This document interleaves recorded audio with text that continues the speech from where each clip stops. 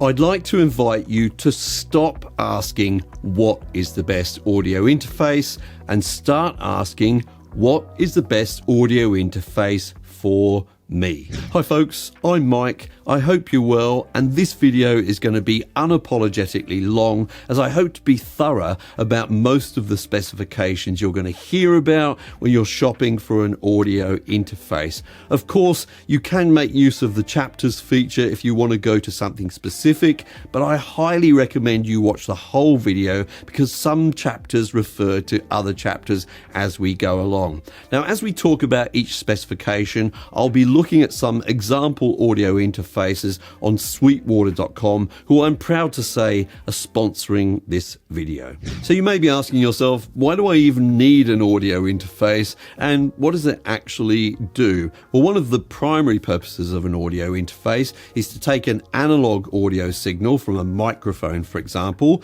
and convert it into digital audio, which can be used by your computer and its software. It also does the same thing in reverse. It takes that digital audio and converts it into analog audio for use with things like, say, your headphones or your studio monitor speakers.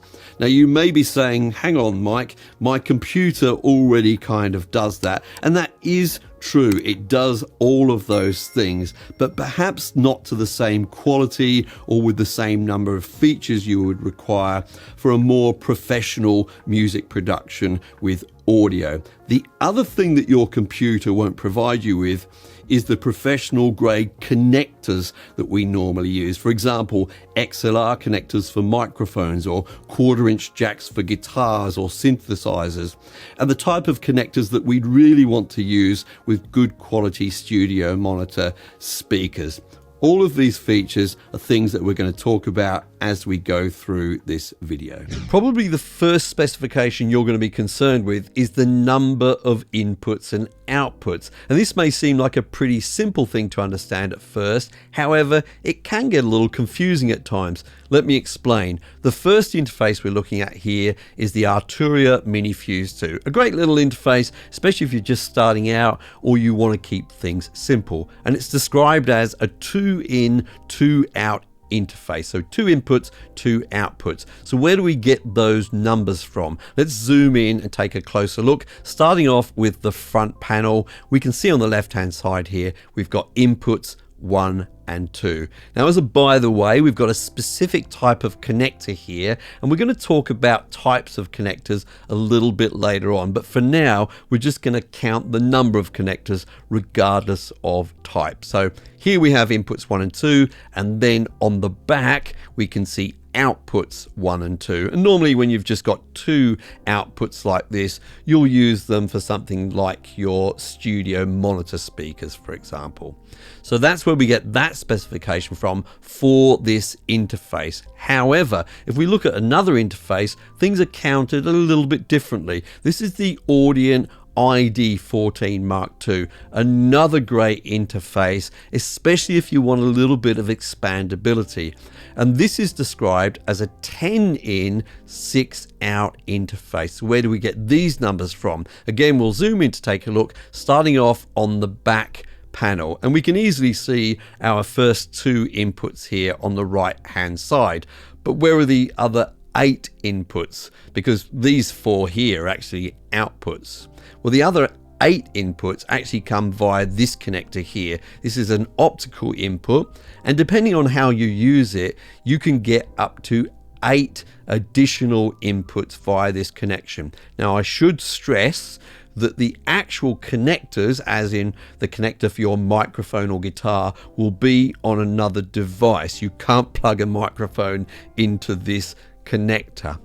However, they're counted as inputs for this audio interface because it will manage them, and you will see them appear in your DAW, for example, as inputs on this interface. Okay. What about outputs? Well, as I say, we've got 4 here on the back. Where are the other 2? Because we had a total of 6, remember? Well, they can be found on the front. If we look on the right-hand side, we can see a headphone output. Of course, headphone outputs are stereo, and that's where we get our another 2 outputs. For the left and right channels of our headphone output. Now you may be thinking to yourself, hang on Mike, there's another headphone output there. Why haven't they counted that one? Well, there's a specific reason why we're not including that one in the count, but I'm going to leave that to the section later on about headphones. But just so you know, there is a reason for that exclusion in this case. Now, to add to the confusion, not all audio interface manufacturers include headphones when they talk about their numbers of outputs, so do keep that in mind. Now, others amongst you may have spotted another input on the left hand side here and said, hang on, why didn't we include this input? Well, the reason in this case is that if we use this front input here on this audio interface, it actually overrides one of the other two inputs on the back. In other words, we can't use them both at the same time. So that's why Audient in this case have not included that in the input count.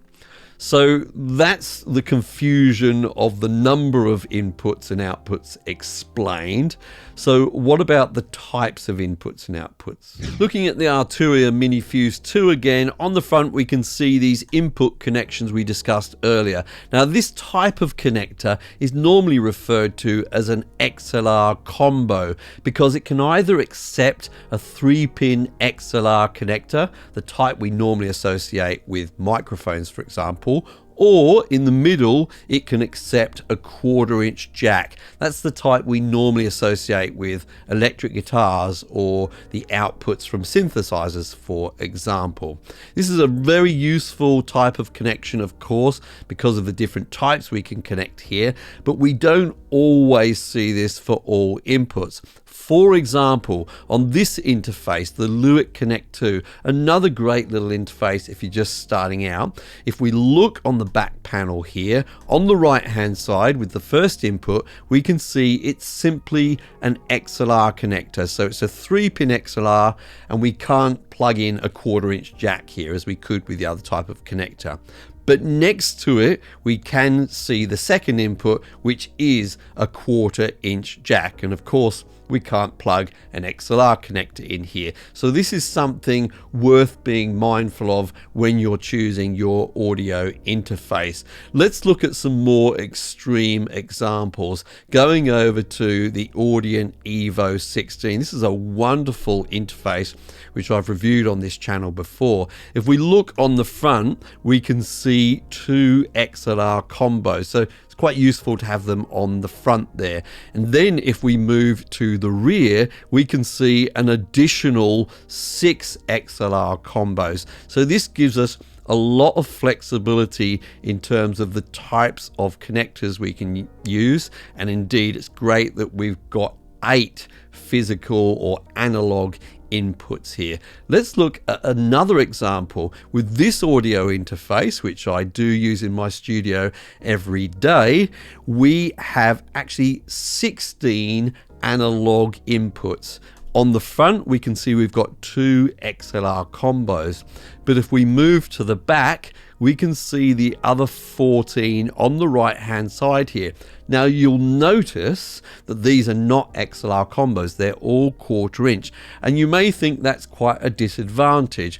Well, I think it's worth pointing out we do have 16 on this interface, which is really great. And you may not always need those XLR connectors. Let's say, for example, you're a person who has a lot of synthesizers that you want to leave permanently connected to your audio interface. This would be a great solution for you, especially if you know you're not going to need that many microphone connections. Or it may be that you want to use these inputs and outputs that we can see here to connect to outboard gear, to things like compressors and EQs, etc. So it really depends on your needs. Now, if you're using a condenser microphone, then in many cases, it will require the audio interface to send it power to operate. This is something referred to as phantom power. Now, in order to switch it on, there's normally a switch on the interface, as we can see here on this Audient ID24. The 48V here indicates the typical 48 volts of power required by these microphones. Now I want you to note here with this particular interface that there's a switch for each channel, but that's not always the case. If we look, for example, at the popular Focusrite 2i2 here, we can see there's only one 48 volt phantom power switch, and when we switch this on, power is switched on for both of the channels in this case. Now this can be an important consideration because in some cases with some microphones, phantom power can actually damage them. I'm talking specifically about ribbon microphones.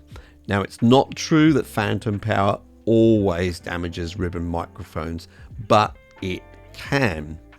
So if you were concerned that you might at some point, for example, have a condenser microphone plugged into one channel and a ribbon microphone plugged into the other, and that when you switch on phantom power, it could damage the ribbon microphone, then in that case, I would recommend that you go for an audio interface which has individual switches for each channel. Again, looking at the Arturia Mini Fuse 2, we can see on the right hand side it has a single headphone output, and this may be absolutely fine if you're a solo producer and you don't anticipate working with other people.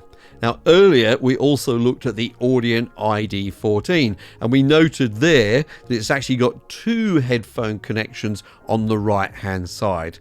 But the important thing about this interface and some others is that although there's two connections, what's coming from them will be the same mix. We can't create separate mixes, at least on this audio interface, for each connection we're connecting. So that may be important to you. Let's look at another admittedly more extreme example in terms of price. This is the Universal Audio Apollo X4, and we can see here on the right hand side it has two headphone connections, but importantly we can actually create separate mixes for each of those headphone connections, and that may be important to you. Now another quick note about headphone connections is regarding their output level, because they're not all the same. Some will be quieter than others, and if you have a pair of headphones that require a higher output, it's definitely worth checking out this specification. Now, as mentioned earlier, with some audio interfaces, we can increase the input and output capabilities via various different digital connections. So for example, on this Audient ID24, if we look at the rear panel on the left hand side, we can see two optical connections, an output and an input. Now, the actual number of additional channels we get with this depends on a couple of different things. First of all, which protocol is being used. So for example, this can be used with something called SPDIF. I think I'm pronouncing that right after all these years. Let me know in the comments down below if you disagree. With SPDIF, we get only an additional 2 channels per connection.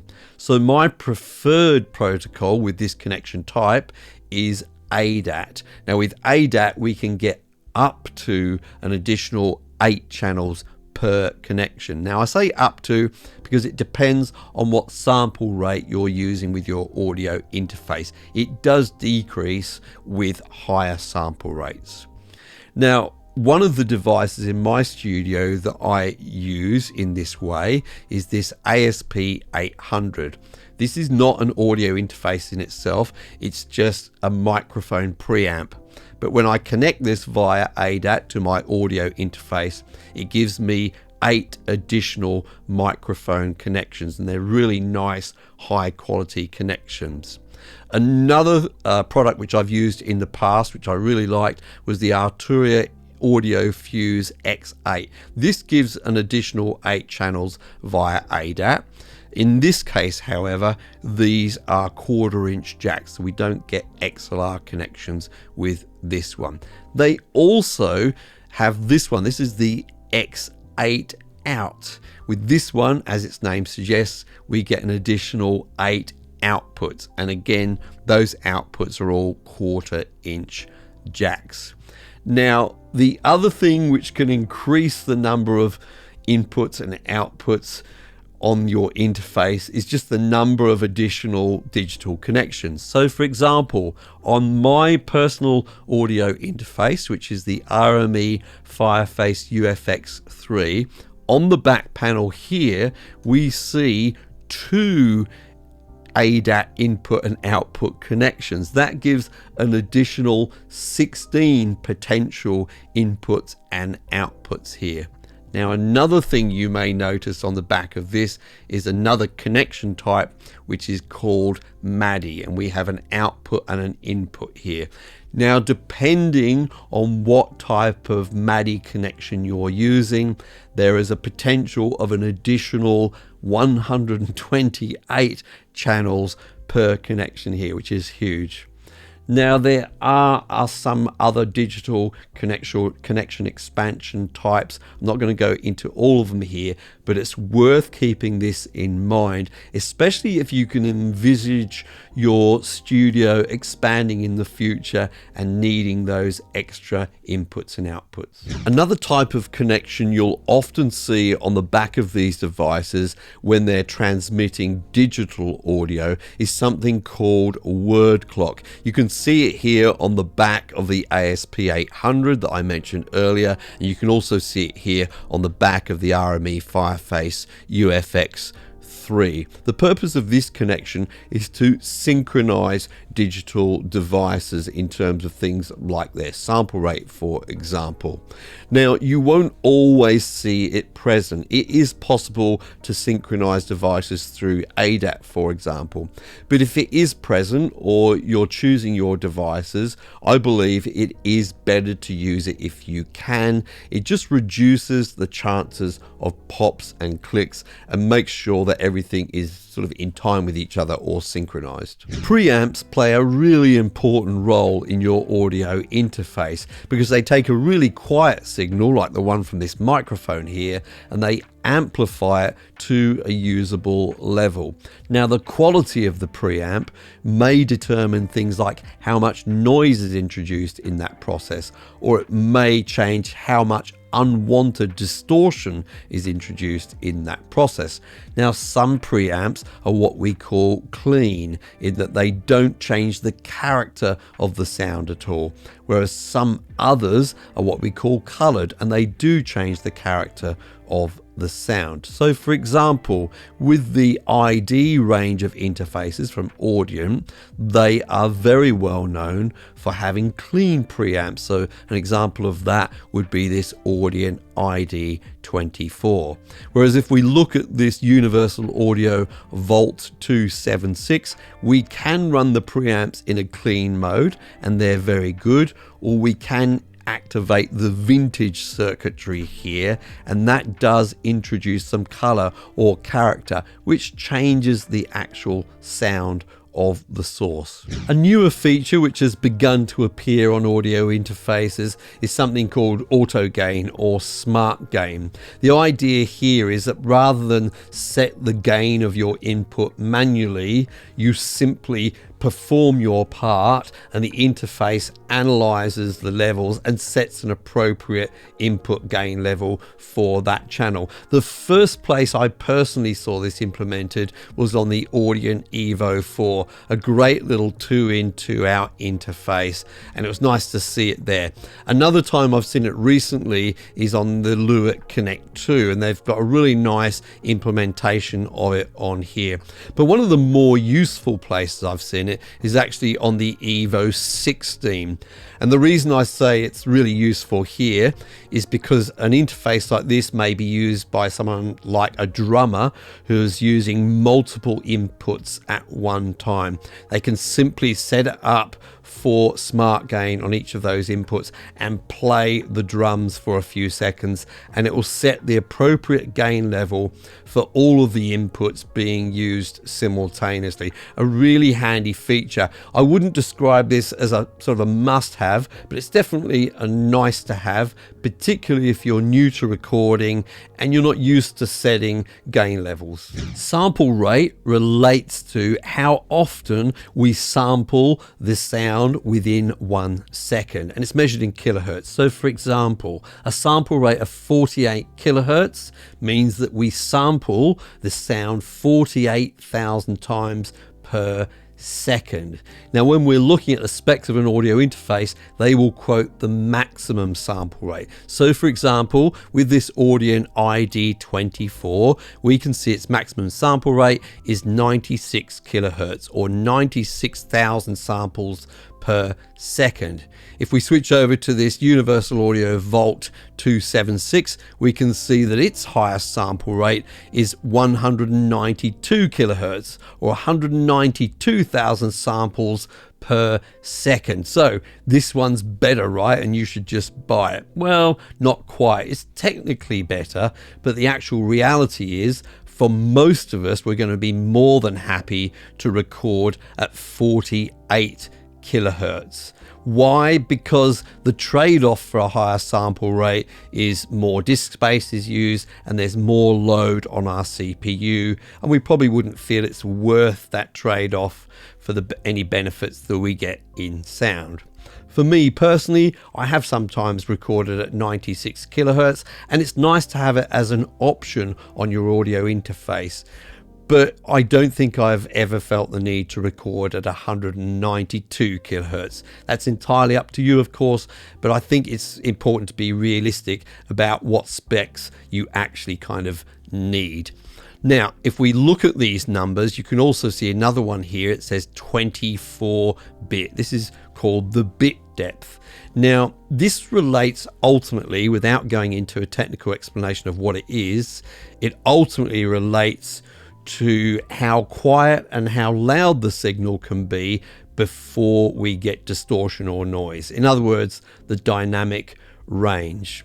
Now, in the past, there were definitely audio interfaces that were 16-bit.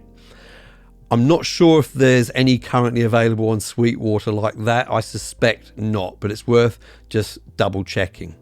For the vast majority of us, though, we're going to be looking at 24-bit audio interfaces, and it's more than enough. Now, you can sometimes get 32-bit audio interfaces, and you can see that here with this solid state logic SSL2 Plus Mark II. You can see the spec there at the top, 32-bit, 192 kilohertz. So sure, that's a very good specification, but for many people, you might find it's not quite necessary. Latency is the time delay between what you do and what you hear, and it's caused by the fact that it takes time for your audio interface, your computer and your DAW to process the signal before it gets sent back to, for example, your headphones. And if latency is too long, it can be really jarring and off-putting for the performer. So low latency is desirable, but not all audio interfaces perform in the same way with regards to latency. So that's why I'm going to take the unusual step at this point of recommending a brand of audio interface that I haven't personally tried. And I'm doing this because whenever I talk about this subject, this brand is always brought up in the comments and people always say that it's great in terms of latency. And that brand is Motu. So I'm going to highlight 3 Motu interfaces at different price points here: the Motu M2, the Motu M4 and the M6. And I've heard good things about all of these interfaces. But one brand I have tried, and indeed I own, is RME. And of all of the brands, they are probably best known for low latency. But they're not a budget or a cheap brand at all. They do, however, have some interfaces at lower prices than others. Let's take a look now. The Babyface is a great interface, a desktop interface with some great features.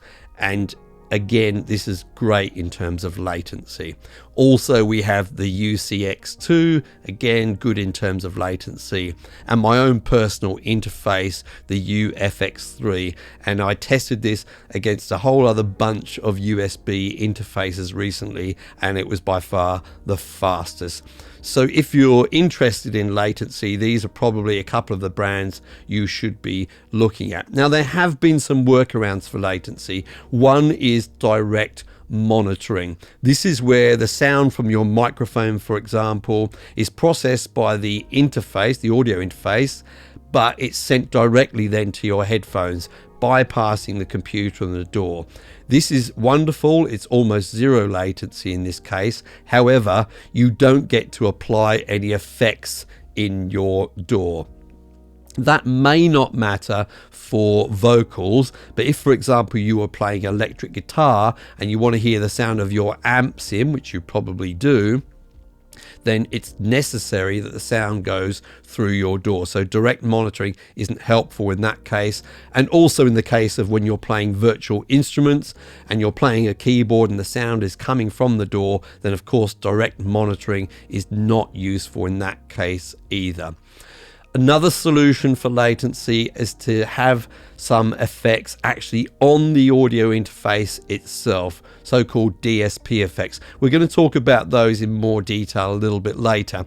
This can be a solution, especially for vocals. For example, you can put compressors, EQs, reverb, etc. on your vocals without there being any noticeable latency. However, again, doesn't help with amp sims, which are normally in the DAW, and it doesn't help with virtual instruments. There are still many different ways that we connect audio interfaces to computers, but by far the most common two ways are USB and Thunderbolt. And already in this video, we've seen great examples of both USB and Thunderbolt audio interfaces. So which one is better?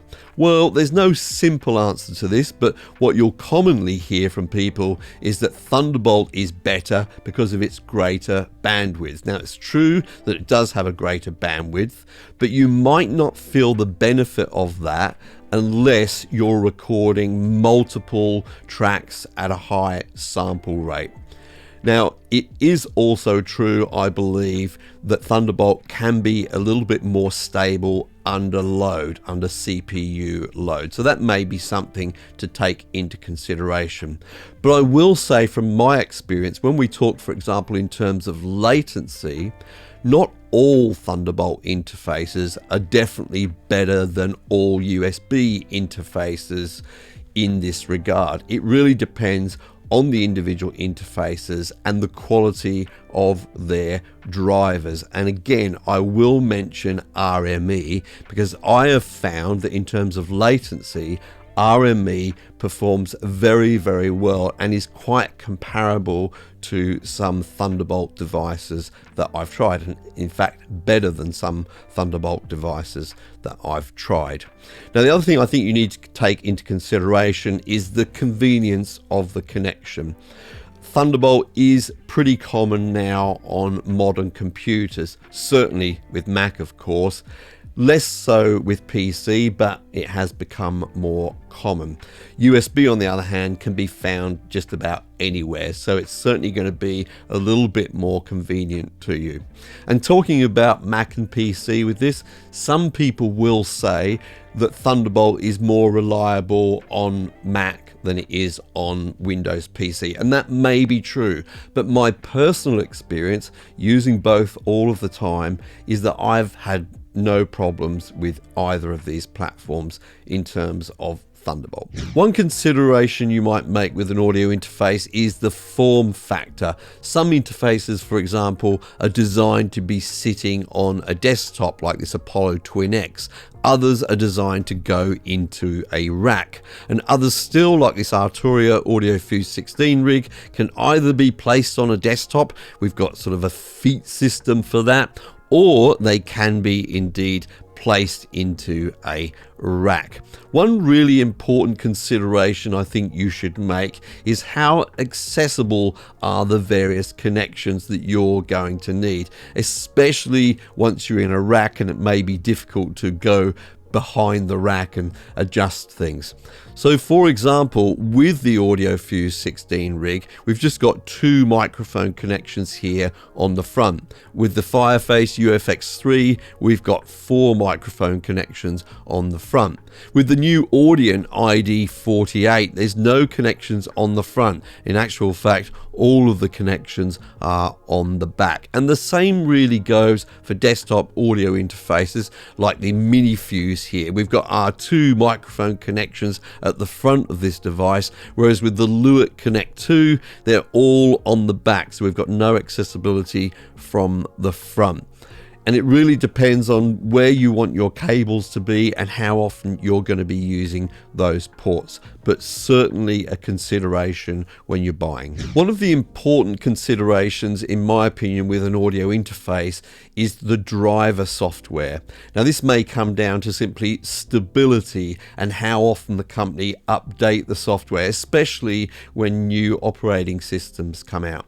But it's also about the capabilities of that software. Now, of course, with simple audio interfaces, then you just get a few options within the software. It may be for setting the level within headphones, or setting the gain, or switching the phantom power on and off. But with more complex setups and more complex audio interfaces, you hope to see really good driver software in there as well. And it's one of the reasons I'm really enjoying my RME experience. Their total mix software really enables me to do all of the routing that I could possibly want to do. This could be something as reasonably simple as creating a headphone mix for a headphone amplifier, or it could be about routing my signals out to various hardware components like compressors or EQs, etc. As I say, really enjoying my experience there. I can't tell you a definite answer for your needs because it does depend on your individual needs, but I really think it's worth investigating this and seeing how people feel about the driver software who are already using it. Some audio interfaces are what they call class compliant, meaning they don't actually require a proprietary audio driver to work with various operating systems. An example of this would be the Universal Audio Volt 276, which I don't believe even has a proprietary driver, but just works in class compliance mode. Another example would be the Arturia MiniFuse series, which can be used as class compliant devices. And some devices will have a choice. So for example, with some RME devices, you can use it with the proprietary driver, or you can switch to a class compliant mode. This can be useful in terms of flexibility where a driver is not available for that operating system, or for example with things like mobile devices with an iPhone or an iPad where you want to record music and use an audio interface. Some audio interfaces include what they call DSP effects. These are effects which are processed on the audio interface itself, not on your computer, not in your DAW. Now, I find that giving your performer the best monitoring experience possible can really help with their performance. So for example, with a singer, it can be helpful to give them some reverb in their headphones, or maybe even use some compression, which will actually change the way that they perform that part. Now, in terms of how this is implemented, well, it's implemented at very different levels. With RME, for example, they provide some basic effects like reverb, delay, compression, some EQ, etc. And that may be all you need. But for example, with other systems, like with my Apollo X4 from Universal Audio, it's much more advanced. They've got a whole ecosystem, a marketplace of effects plugins which can be used on your device, and often it includes emulations of classic pieces of hardware, and in my opinion, Universal Audio do a really good job of this. Not only in cases like this can you use those effects on the audio interface for monitoring, but they can sometimes also be used during the mixing process. They can be used as plugins as well. So it's definitely worth investigating that if it's something which appeals to you. Now finally, of course, the other great advantage which we mentioned earlier is that none of these effects will contribute to latency. They're described as close to zero latency, meaning it's just not perceivable. So this can be very, very helpful, especially if you're being affected by latency during your recordings. One of the features you'll see listed for audio interfaces is called Loopback. Put simply, this gives you the ability to route the output of your system, perhaps the sound from a web page, for example, as an input on your audio interface. So if you wanted to record the sound of a YouTube clip and either do a voiceover or play an instrument over the top of it, Loopback could be useful in that circumstance. And I use it all the time on this channel, in fact. Now, it's not only found on expensive interfaces. Here we can see it's available on my Loopback Connect 2, but it's also available on my Fireface UFX3. Price is not so much a factor here, it's more just a case of whether the manufacturer has decided to include it as a feature. Now, if you're a person who uses traditional 5-pin MIDI connectors, then it's worth noting that not all audio interfaces these days have those ports available. With Arturia, for example, they normally do have them available on their interfaces, as do RME, even on their cheaper interfaces, at least to some degree. But for example, the popular Focusrite 2i2 does not have any MIDI ports. Now that doesn't mean you're not going to be able to use MIDI instruments if you're using this interface. It just means you'll need to get a separate USB to MIDI cable. Now, a note on this: you can buy these cables on places like eBay, Amazon, etc., but be very careful. I've bought a number that simply don't really work at all, to be honest with you, or work really, really badly. So I would suggest, even though it's a little more expensive, to go for something which is known to work. And my suggestion, or with my experience, that has been this one, the Roland UM1. It's a really solid performer in this area, and it's worth paying that little extra to avoid the heartache. At the beginning of this video, I suggested that you should get the audio interface which is most suitable for your needs, and that's why I'm so happy that Sweetwater decided to sponsor this video, because what I hear from you guys all the time is that when you've dealt with Sweetwater in the past, their sales experts are super focused on your needs rather than just selling you the most expensive equipment. That's the mark of a company who wants to have a long-term relationship with their customers. Now, talking about spending money on audio interfaces, how much should you spend? Now, despite the fact I do own some reasonably expensive audio interfaces, I like to remain realistic about budget, because there's been many times in my past when I could only afford the bare minimum. And if that's you, I think that's absolutely fine. Just get the best interface that you can afford and get busy with actually making music and learning about what it's actually capable of. Now, if you're a little bit more flexible on budget, then I think the most sensible thing to do is think about what you currently need and try to anticipate if that will change in the future. Perhaps, for example, at the moment, you're a solo artist and you don't work with any other musicians, but there's a possibility in the future you may be working with other musicians while recording. In this case, you might want to buy an interface with a couple of extra inputs than you currently need, or you may want to make sure you get an interface with an ADAT connection, for example, so that you can expand easily later. It's a really healthy way to think about things, because it can get a little bit expensive if you keep replacing equipment in your studio all the time. So it's nice to get just a little bit ahead of yourself. The one thing I can assure you is all of the interfaces that I've recommended in this video do at least meet a bare minimum in terms of quality. With all of them, it's possible to make really high quality, professional sounding recordings. A lot of it is just about extra features that you may need or sort of nice to haves. And finally, don't be scared to ask questions. If you're still not clear on something after watching this video, make sure you ask in the comments down below. And even if I don't personally respond to you, I'm sure somebody in this wonderful community will be all too pleased to help you out. Thank you so much for joining me today, and I'll see you in the next video.